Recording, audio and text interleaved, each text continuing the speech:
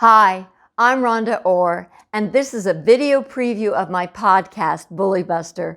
My guest this time is Sarah Wagner, co-author of the brilliant book, Unleashed Today, which I highly recommend because I read it. Sarah is a project manager based in Beijing, where she enhances healthy relations between her home country of Germany and China. Sarah earned her LLM in international law in the Netherlands. That's where she met her co-author, Kate Sorella.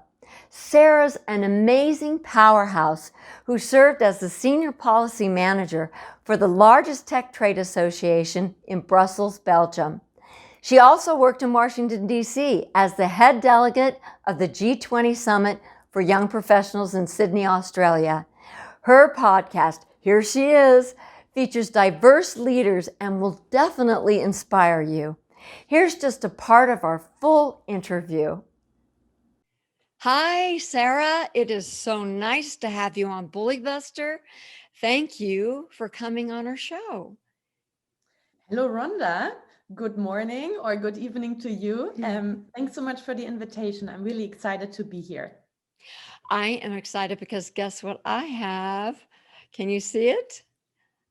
Unleashed Today. Oh, the book. Yeah. I have it. I have it. I have been madly reading it and I love it.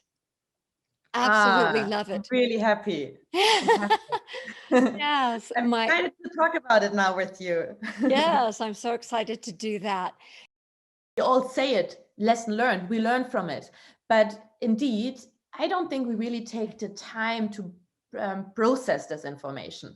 And I think it's a valid point to just, sit down, perhaps spend half an hour thinking about what did go wrong, really realize that something did go wrong, but then very consciously determine that now you've learned from it, now you have thought about your lessons learned, and now you consciously move on rather than just saying, yeah, lesson learned, and then really stop the ruminating that you also just mentioned, right? We are really good at just telling ourselves things and thinking, overthinking everything. And also, again, something that women tend to do quite a lot. So sometimes it's good then to just, would be good to have a switch in your brain, right? To just switch off all of these negative thoughts.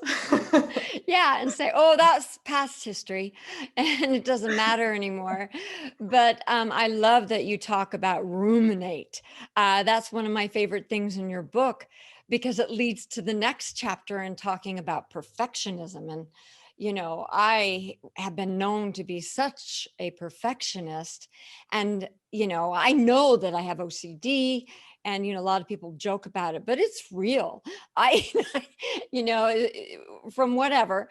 But I remember one time I was nervous about a meeting with one of my nonprofits, and my sister had flown in from Florida, and I was dust busting the table, and she was still eating her toast. And she was like, "What are you doing?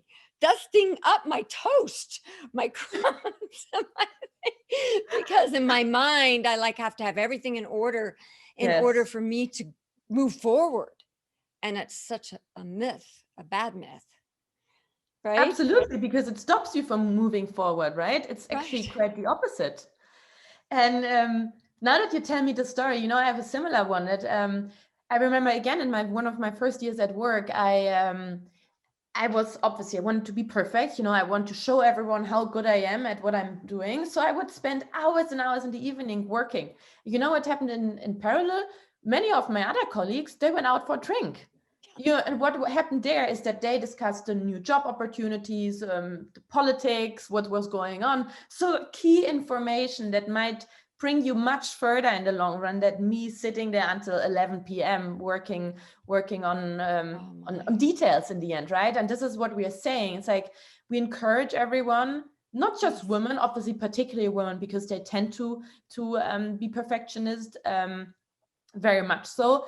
But we say, again, change your attitude and don't seek to be perfect, but rather seek to be excellent. So establish your own excellence standard, right? Don't give 150%. I love it's okay to give 100 only, right? Right. I love in your book, you have that diagram that shows about excellence and perfection is just, it's actually a really horrible thing. but so many people, that's the way a lot of women got ahead in my generation. And that was my expectation. And I literally in the cosmetic arena that I was in for 30 years, and working with doctors and skin physiology and research and development and everything, we would stay up sometimes till 2 a.m. to redo PowerPoints, or to put these little, it sounds so ridiculous, but to put little dots on our products to make sure they weren't stolen.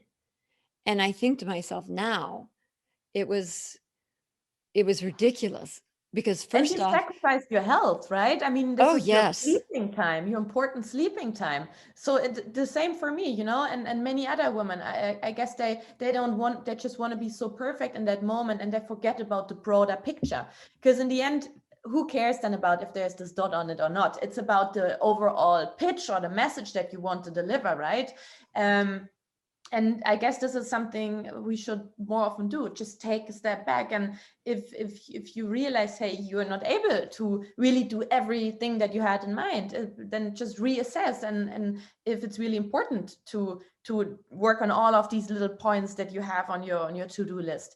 And in fact, it also leads to a lot of, I would say, negative feelings of guilt, and again, failure, lack of self-esteem, because then in your mind you're saying, oh, again, I didn't manage, I didn't finish this to-do list. And it's something very destructive, I would say. So I would actually call perfectionism destructive and very counterproductive, and I would hope that in the long run we get rid of this behavior.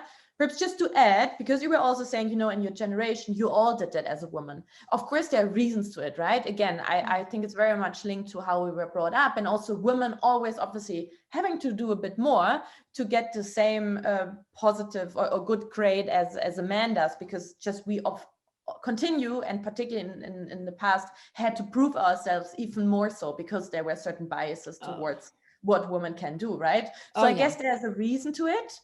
I just hope that in the long run, people realize it's just so unhealthy. Well, have you noticed that people are starting, and with your book, I wish every woman would read this, because people pleasing is the thing I did since I was a tiny little girl. Oh, if I could just be more perfect, if I could just please them more. And some people, you will never, no matter what you do, you're not going to please them.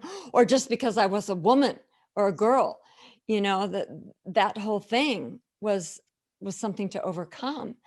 Well, you were talking in your next chapter about networking. And I remember when that was just like this big, huge thing of networking. But when you would walk into a boardroom and there'd be, 12 men and you, one woman, it was really hard to feel empowered. And I know a lot of that's perception, but what would you say are some of the tips for networking, especially social media? How to use social media in the right way to get the results that you want, to show your authentic self and to show your empowerment. What would you say some of your tips are? Yeah, thanks so much for bringing up this topic, Rhonda, because networking is something I would argue many women underestimate, because our schedule is so full very often. Hopefully this will change, but until now, very often still women are those that run home and get the kids from the kindergarten and take also care at home. And when I remember when I had a colleague and she just had a little baby, and whenever I asked her, hey, do you want to go with me to this networking event? She's like, oh no, listen, I have to wash the clothes. I have my little son at home. So she was always like, no, something I just don't do. But you should. And this is why we wrote a whole chapter on this networking, just to make people realize how tremendously important it is. It might be even more important at times to go networking rather than putting these red dots on your sheet, you know?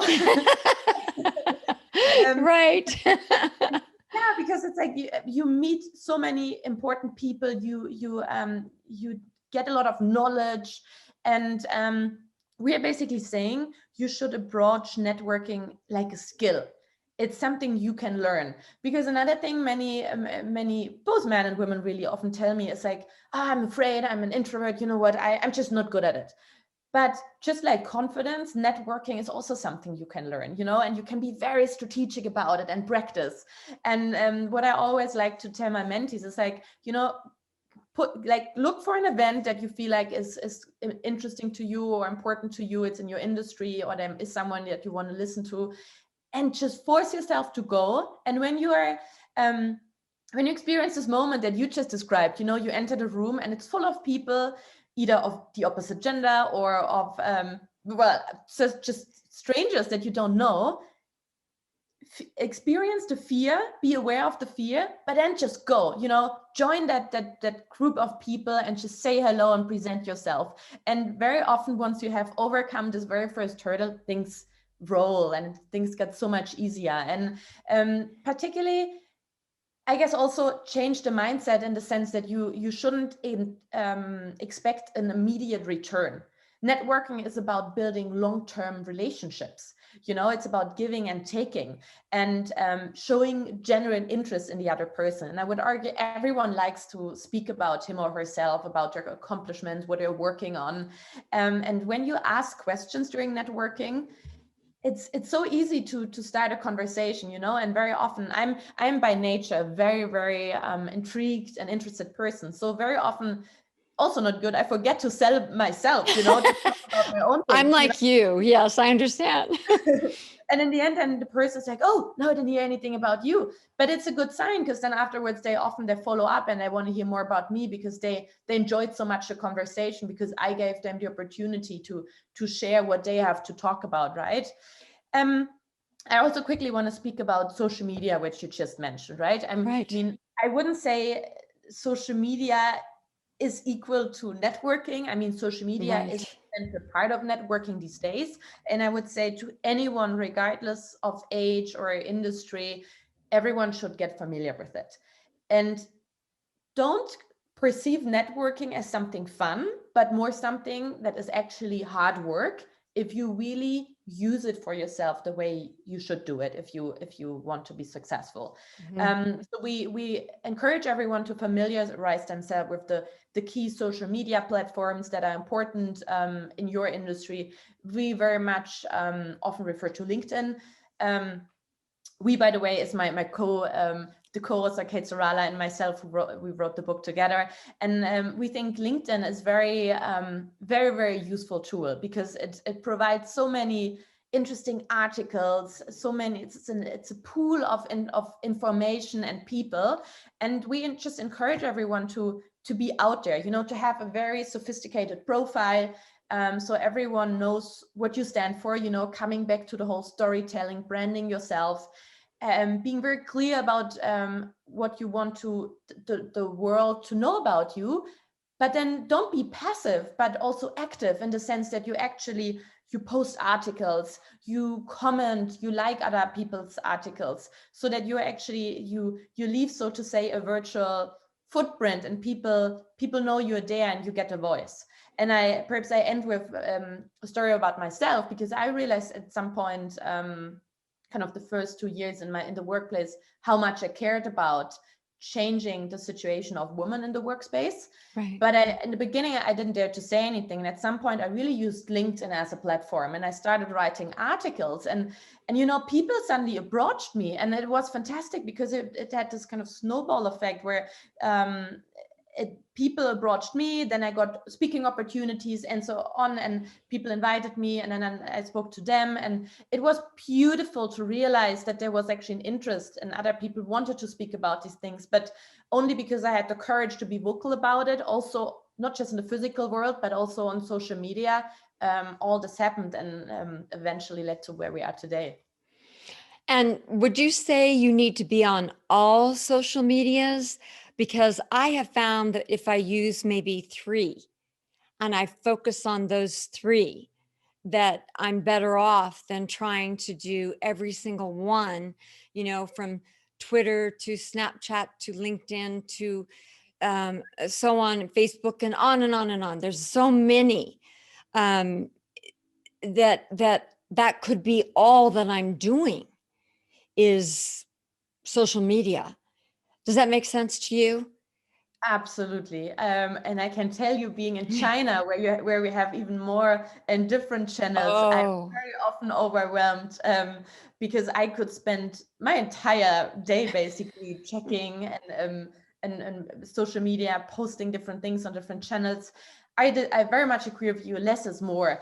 And again, though, be strategic. Don't just say, "Hey, I like this channel, I like that channel," but really think about where's the audience that you want to speak to, and how can you reach them best, and which is the best channel. So again, I think it's about being very strategic and thinking before acting. exactly. And, going back to what you said about networking, it's not the same as social media. I know for sure when I was in my 2 nonprofits, I did one where I produced theater to create funds and awareness for already existing child abuse organizations.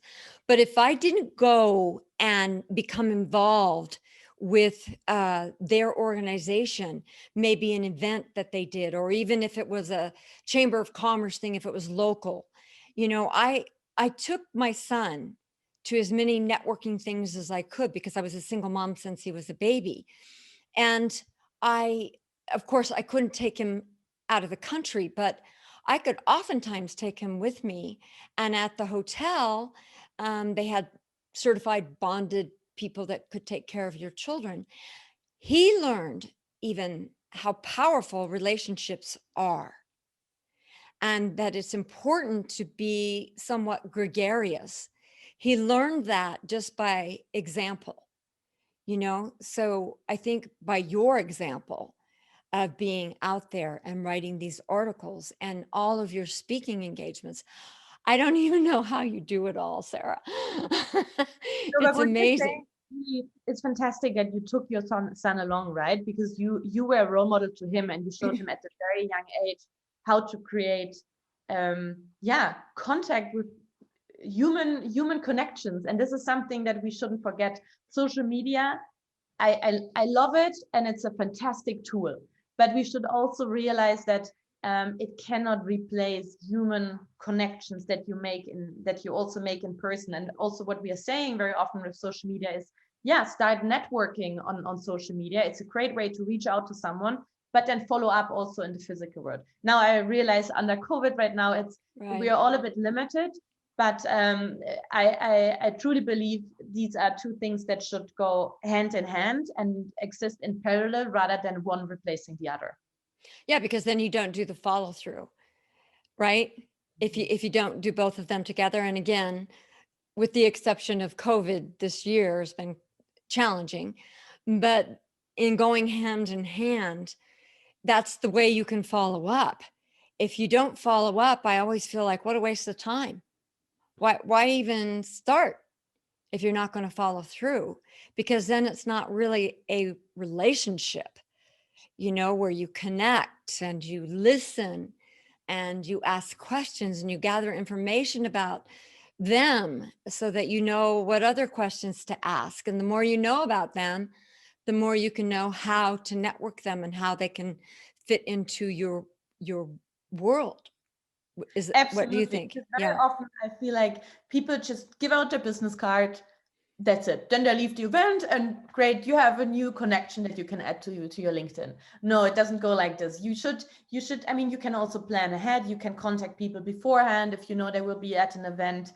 But then it's very important to follow up immediately. We always say 1 or 2 days after maximum, and just say, hey, it was really nice meeting you. And then perhaps also just check in again after a few weeks or months, and you never know where this can lead. But I agree with you, it's not sustainable if you just go somewhere, exchange business cards, and leave. In the end, then you could use that time very differently, right? Exactly. And I know that in different countries things do things differently, and what differences have you noticed that would be beneficial for people that travel the way that you do into so many different countries? When you talk about networking, what do you notice that's very different that other people should be aware of? I would argue, so I've lived in many countries, currently in China. Before I was in Belgium, in the heart of Europe, so to say. I guess to start with, for example, how you approach a person. Now, as a German, having lived in the Netherlands, I'm extremely direct. I just go to a person, shake my hand and say, hello, this is me. I'm interested in knowing ABC. This very often doesn't work. Not at all. And I sometimes can come across as very rude, actually, as a bit too much, and I think, thank you for bringing this up. It's very important to also anticipate a little bit, Obviously, when you see a person, you don't exactly know their story, where they're from, etc. But still, if you go somewhere, you a certain type of event, you do have an idea what type of people are there, what industry they work in, what professions they might have, and thereby you can possibly also relate what type of character personality they might display. Sarah Wagner is an absolute delight. Here's a young, highly acclaimed woman living in Beijing, working to develop healthy relations between her home country of Germany and China.